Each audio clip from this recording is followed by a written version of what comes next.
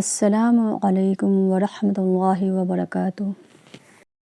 نحمدہ ونصلی علی رسولہ الکریم، اما بعد۔ ایک سال ہاشم تجارت کے لیے شام گئے، ساتھ میں تاجروں کا پورا قافلہ تھا۔ واپس ہوئے تو یثرب سے گزر ہوا۔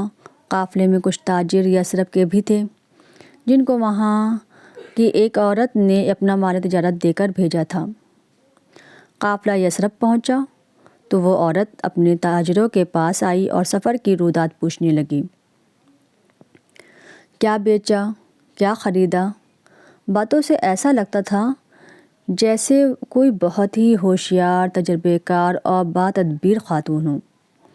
ہاشم یہ سب دیکھ رہے تھے، دل ہی دل میں اس کی فراست کی داد دے رہے تھے، اس کی ذکاوت اور فطانت سے خوش ہو رہے تھے، چہرے پر شرافت و سنجیدگی کا نور دیکھ کر مسحور ہو رہے تھے۔ یہ کون عورت ہے؟ ہاشم نے سوال کیا۔ یہ سلمیٰ ہے، باپ کا نام عمرو ہے، خزرج کا ایک خاندان ہے، اسی خاندان سے ہے۔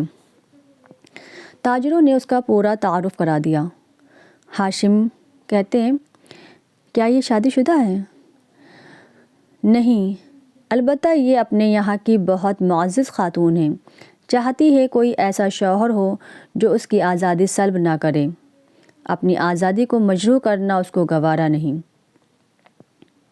ہاشم پوچھتے ہیں کہ پوچھو، کیا وہ مجھے پسند کرے گی؟ پوچھا گیا تو وہ تیار ہو گئی۔ وہ ہاشم کو اچھی طرح جانتی تھی، اسے معلوم تھا کہ قوم میں ان کا کیا مقام ہے۔ چنانچہ ہاشم سے اس کی شادی ہو گئی اور وہ اسے لے کر مکہ آ گئے۔ وہاں کافی دنوں ساتھ رہے، پھر وہ یثرب لوٹ آئی۔ وہاں ایک لڑکا ہوا جس کا نام اس نے شیبہ رکھا۔ اس کے بعد کئی سال گزر گئے، پھر ایک سال گرمیوں میں تجارتی قافلہ چلا، ساتھ میں ہاشم بھی گئے۔ شام میں ایک مقام ہے غزہ، وہاں پہنچ کر انتقال کر گئے۔ اب سارے عہدے مطلب کے ہاتھ میں آ گئے، یہ ان کے بھائی تھے۔ شیبہ مطلب کے بھتیجے تھے، یہ یثرب میں ماں کے پاس ہی رہ رہے تھے۔ اب مطلب کو ان کی فکر ہوئی، طے کیا بھتیجے کو مکہ لے کر آئیں گے۔ یہیں ان کا ددھیال تھا، یہیں باپ کا پورا خاندان تھا۔ مطلب اس غرض سے یثرب گئے۔ بھابھی سلمیٰ سے ملاقات ہوئی، بولے، میرا بھتیجا بڑا ہو چکا ہے، ہاتھ پیر مضبوط ہو چکے ہیں، چاہتا ہوں اب اسے اپنے یہاں لے جاؤں۔ تمہیں معلوم ہی ہے حسب و نسب کے اعتبار سے قوم میں ہمارا کیا مقام ہے، وہاں وہ عزت سے رہے گا، یہاں تو بیچارہ پردیس میں پڑا ہے۔ سلمیٰ کہتی ہیں، اس کی جدائی میرے لیے موت ہے، لیکن یہ بھی پسند نہیں کہ وہ اپنے بزرگوں سے جدا رہے۔ ذرا پوچھئے، دیکھیے اس کی کیا خواہش ہے۔ تو کہو، میرے دلارے، کیا خیال ہے؟ میرے ساتھ اپنے وطن چل رہے ہو؟ مطلب نے نہایت ہی پیار سے بھتیجے کو مخاطب کیا۔